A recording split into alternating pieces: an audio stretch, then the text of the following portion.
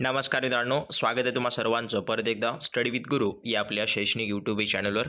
तर पनवेल महानगरपालिकेसाठी जर तुम्ही अर्ज केला असाल तर पनवेल महानगरपालिकेच्या परीक्षेच्या तारखा या ठिकाणी प्रसिद्ध झालेल्या आहेत. ज्या ज्या विद्यार्थ्यांनी फॉर्म भरला असेल त्याचे हॉल तिकीट जे आहेत तुम्हाला परीक्षेच्या 7 दिवस अगोदर उपलब्ध होणार आहेत किंवा होऊन जातील. तर लक्षात असू द्या, तर अर्ज वगैरे केला असेल तर पनवेल महानगरपालिकेचा इतिहास तुम्हाला माहीत असणं आवश्यक आहे. तर असंच पनवेल महानगरपालिकेच्या इतिहासावरचे खूप सारे विद्यार्थी कमेंट करत होते. तर महत्त्वाचे टॉप लेवलचे प्रश्न जे की पनवेल महानगरपालिकेसंदर्भात आपण आज कव्हर करणार आहोत.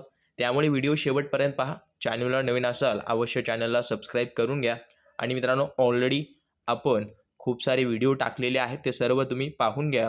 आणि ही पनवेल महानगरपालिकेच्या स्थापनेसंदर्भात किंवा इतिहासासंदर्भात आज आपण प्रश्न पाहणारच आहोत. त्यासोबत करंट अफेअर्सशी निगडीत सुद्धा प्रश्न पाहणार आहोत, जे की प्रत्येक परीक्षेमध्ये येत आहेत. तर लक्षात असू द्या, पहिला प्रश्न पाहण्या अगोदर हा व्हिडिओ जास्तीत जास्त लाईक करा आवडला असेल आणि मित्रमैत्रिणींसोबत शेअर करा. तर पाहून घ्या प्रश्न पहिला, पनवेल महानगरपालिकेची जी स्थापना आहे ती कोणत्या दिवशी झालेली आहे? तर सर्वांना माहीत असेल 2016 साली या पनवेल महानगरपालिकेची स्थापना झालेली आहे. परंतु एक्झॅक्ट डेट काय आहे तर 1 ऑक्टोबर 2016. कारण का हे ऑक्टोबर महिना चालू आहे आणि यावर सुद्धा प्रश्न पडू शकतो. दुसरा प्रश्न, पनवेल महानगरपालिकेचं ब्रीद वाक्य काय आहे? तर पनवेल महानगरपालिकेचं जे ब्रीद वाक्य आहे ते मित्रांनो, जनहित परम ध्येयम, हे जे पहिल्या क्रमांकाचं ऑप्शन आहे हे बरोबर आहे. आणि यावर प्रश्न पडत असतात, त्यामुळे जेवढं काही पनवेल महानगरपालिकेसंदर्भात जेवढं तुम्ही माहिती गोळा करसाल, पाहसाल, वाचसाल तेवढं महत्त्वाचं आहे. कारण का जेवढ्या काही महानगरपालिकेच्या परीक्षा झालेल्या आहेत त्या महानगरपालिकेच्या संदर्भित सर्व प्रश्न आलेले आहेत. तर लक्षात असू द्या, हे परीक्षेला जाता जाता तुम्ही पाठ करून जा. तिसरा प्रश्न, पनवेल महानगरपालिका ही महाराष्ट्रातील कितवी महानगरपालिका आहे? तर पनवेल महानगरपालिका ही जी महाराष्ट्रातील मित्रांनो 27व्या क्रमांकाची महानगरपालिका आहे. तर नोट डाऊन करून घ्या. तसेच पनवेल महानगरपालिकेमध्ये किती गावांचा समावेश होतो? तर पनवेल महानगरपालिकेमध्ये जेव्हा स्थापना झाली तेव्हा त्याच्यामध्ये 29 गावे होते. परत त्या महाराष्ट्र शासनाने एक महाराष्ट्र विकासाअंतर्गत त्याच्यामध्ये 11 गावे ॲड केली. तर 29 + 11 अशी मिळून मित्रांनो 40 गावांचा समावेश या महानगरपालिकेमध्ये होत असतो. पनवेल महानगरपालिकेची सध्याची महापौर कोण आहेत किंवा सध्याचे महापौर कोण आहेत?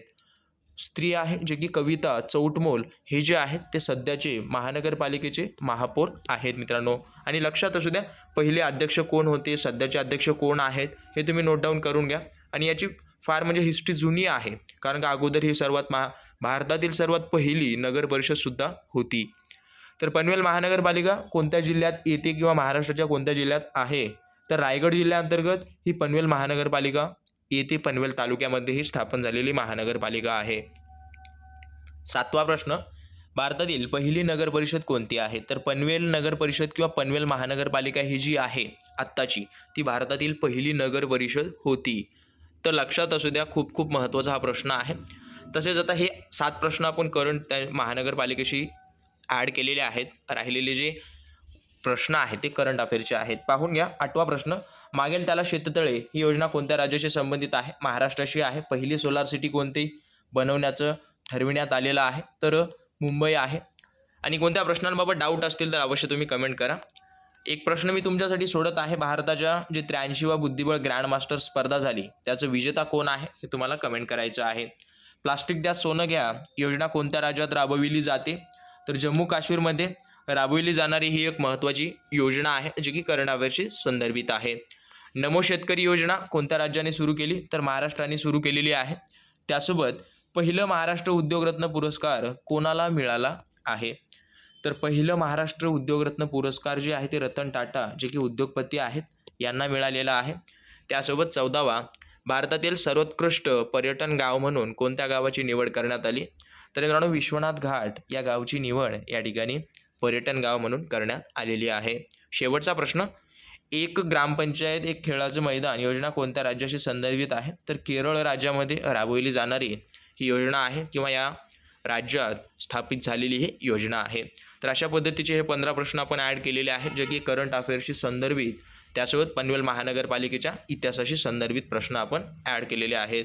काही डाऊट वगैरे असतील तर अवश्य तुम्ही कमेंट करा. आणि जेवढे काही प्रश्न आहेत ते शेवटच्या आठवड्यामध्ये आपण सर्व कव्हर करण्याचा प्रयत्न करणार आहोत. त्यामुळे सबस्क्राईब केलं नसेल तर करून घ्या. काही डाऊट वगैरे असतील तर अवश्य कमेंट करा.